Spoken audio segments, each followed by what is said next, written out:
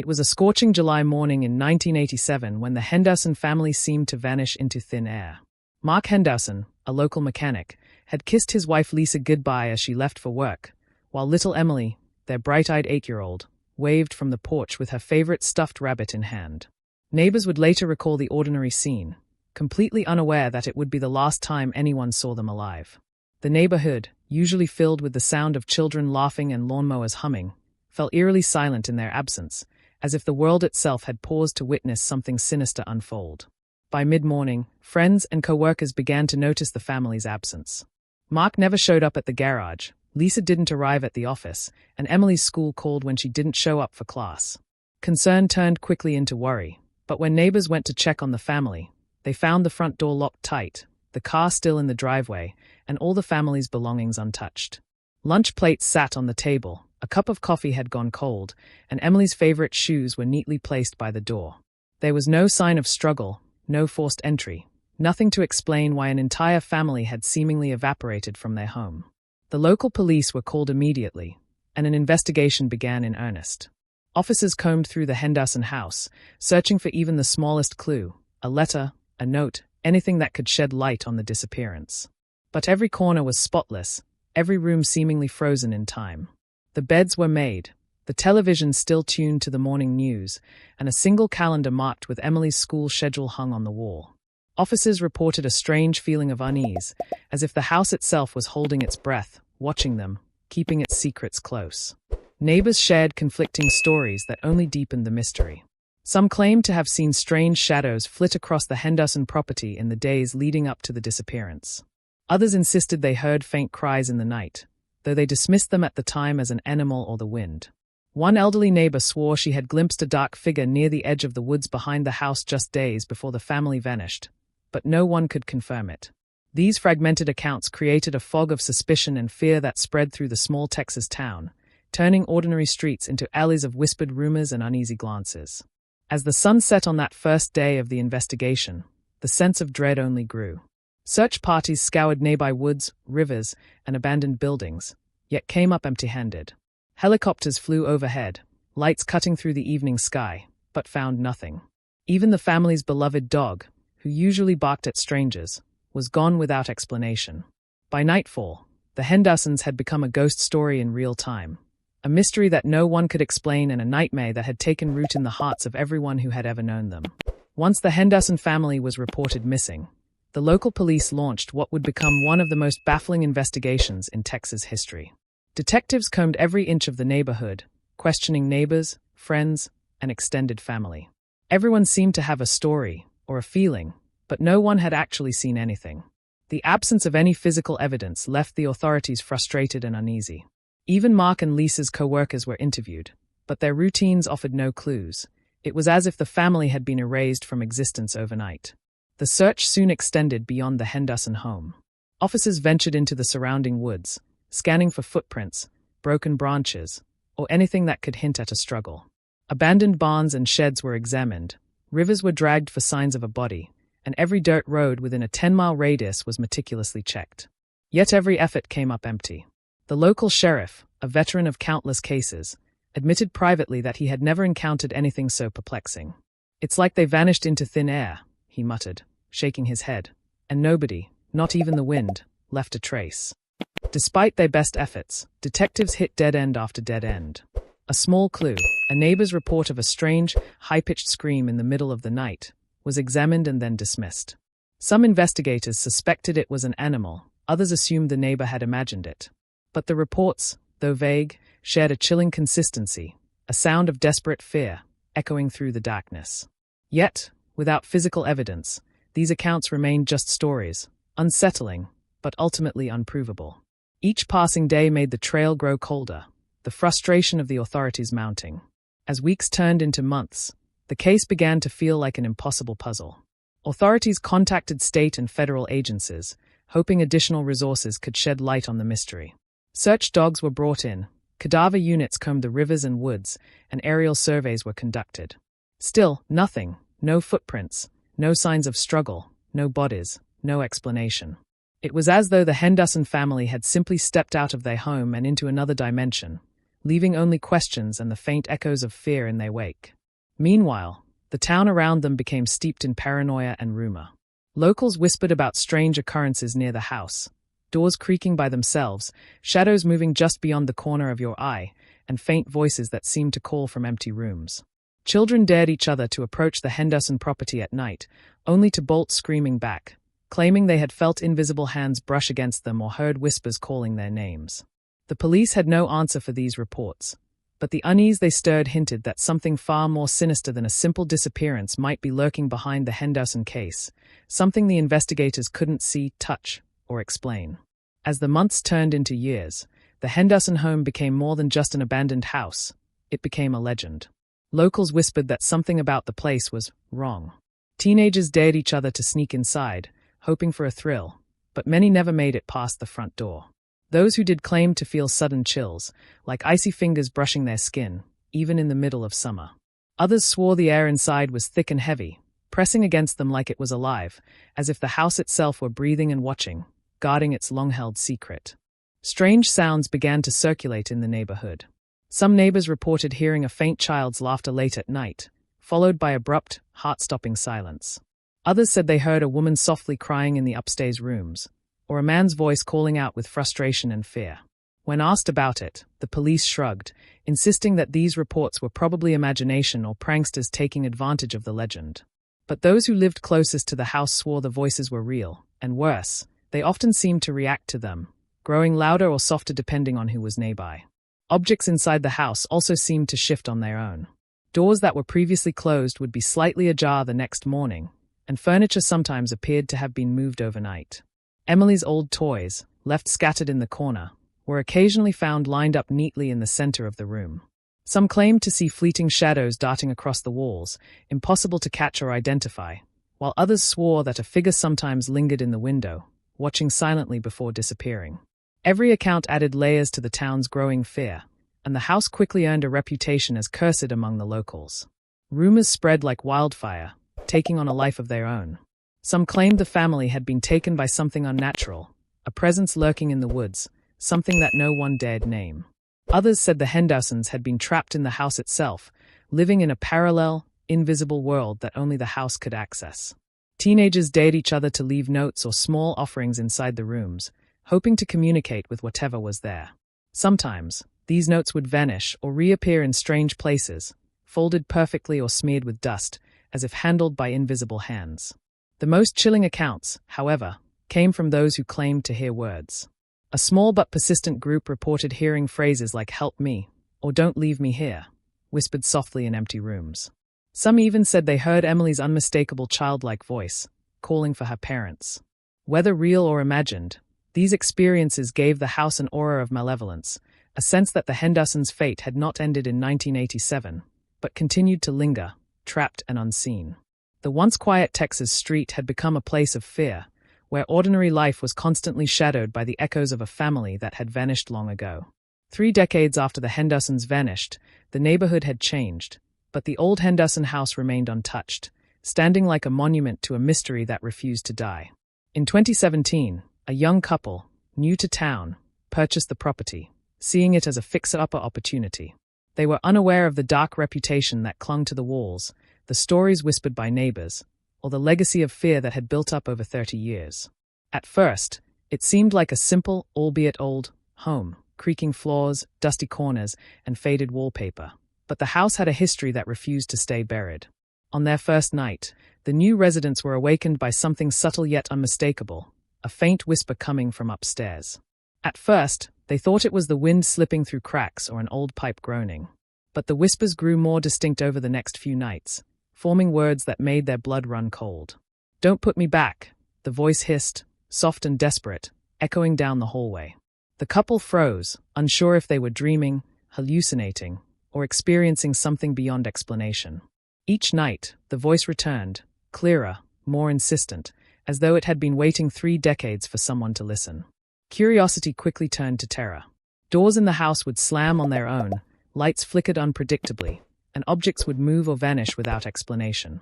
The couple installed cameras and audio recorders, hoping to capture evidence and perhaps rationalize what was happening.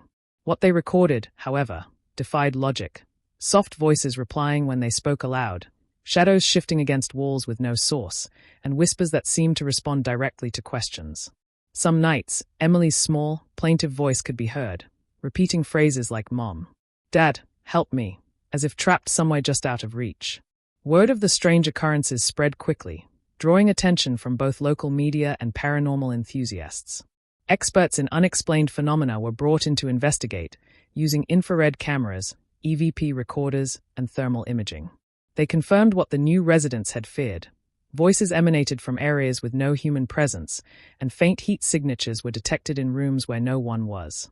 One investigator described it as temporal echoes of a past that refuses to leave, suggesting that the Henderson family, or at least their essence, was somehow trapped inside the house, caught in a loop between life and something else. The whispers became impossible to ignore. They were not random or chaotic.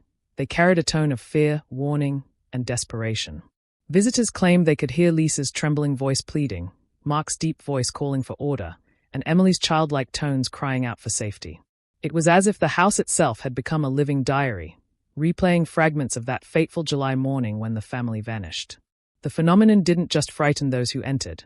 It fascinated them, creating a mixture of dread and curiosity that no one could easily shake. The house had awakened, and for the first time in 30 years, it was speaking. As investigators, paranormal experts, and curious locals continued to explore the Henderson house, their attention turned to the floors, walls, and hidden corners that had been long ignored. One evening, a team discovered an unusual draft coming from beneath the living room floor. When they pried up a loose floorboard, they found the outline of a small, sealed door, perfectly camouflaged with dust and decades of neglect. The door had no handle, just a keyhole that seemed ancient, as though it had been locked for longer than anyone could remember.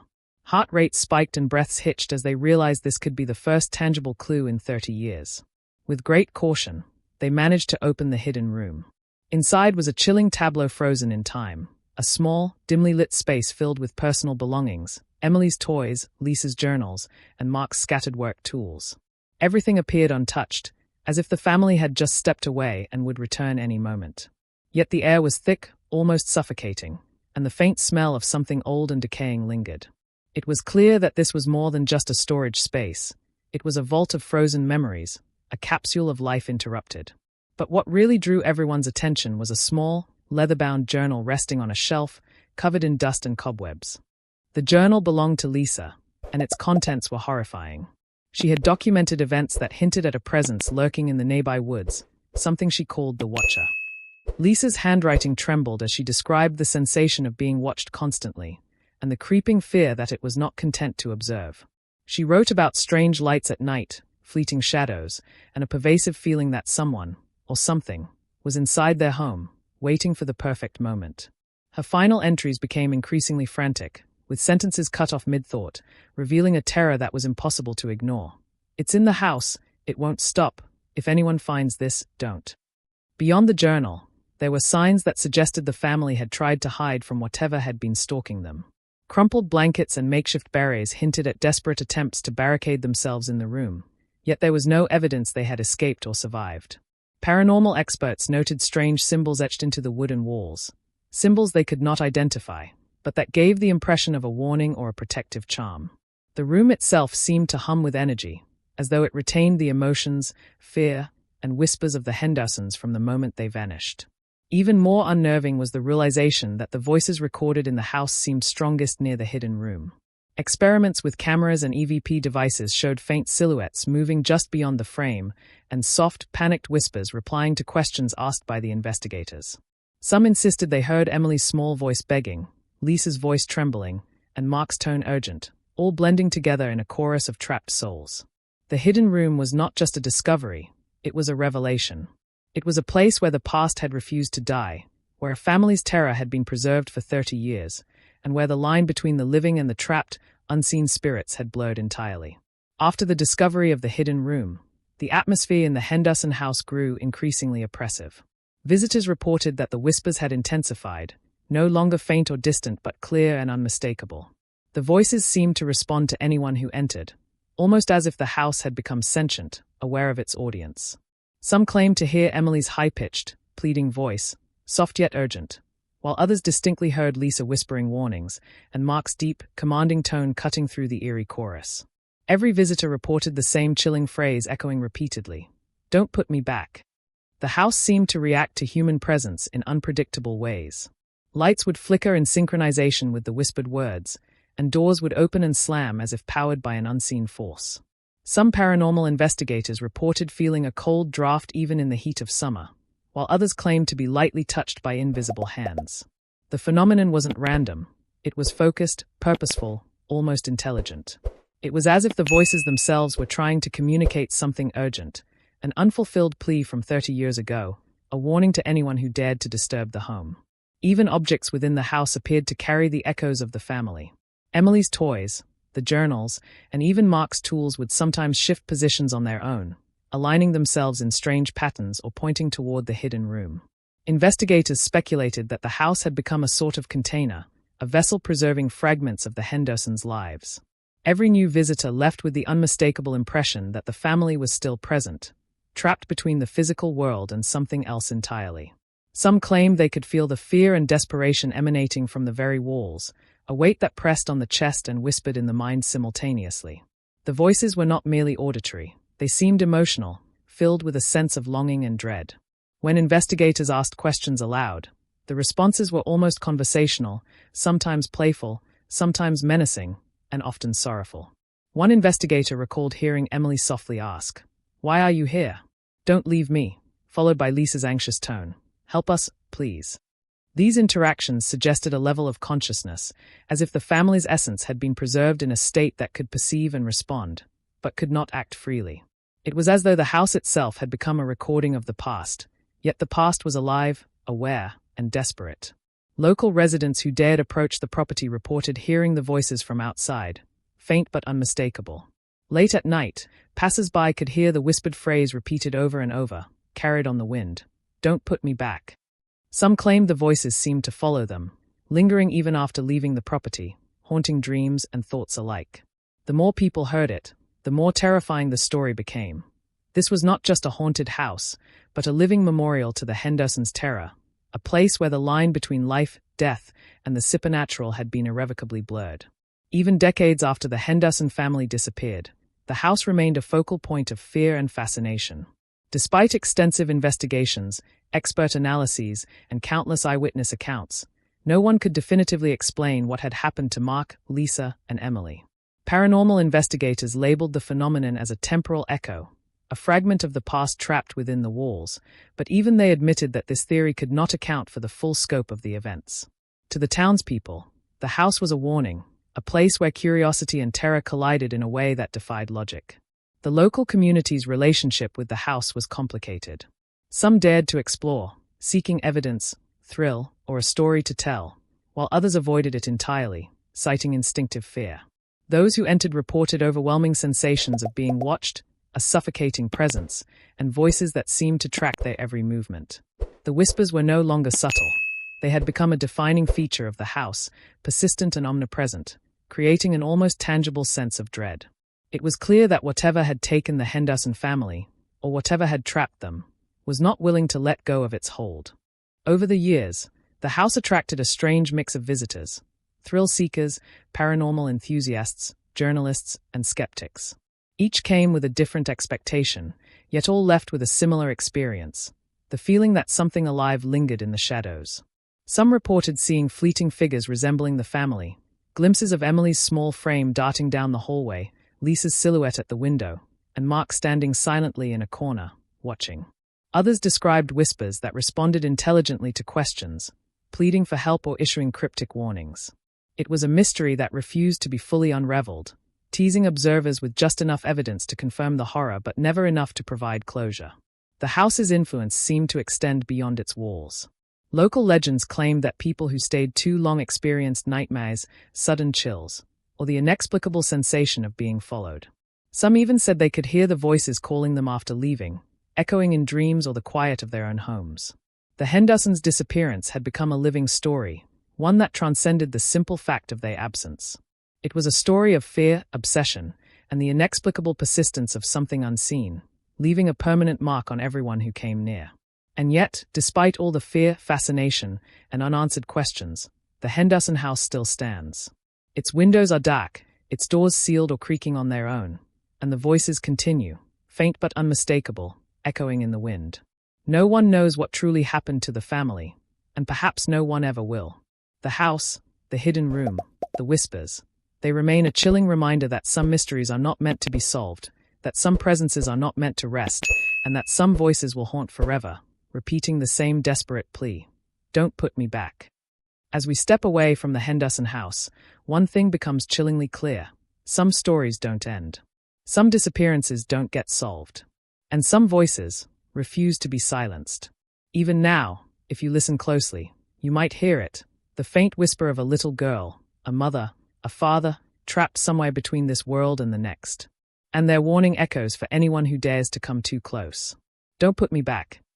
A plea that isn't just words, but a haunting reminder that some mysteries never leave, some fears never fade, and some secrets are better left undisturbed.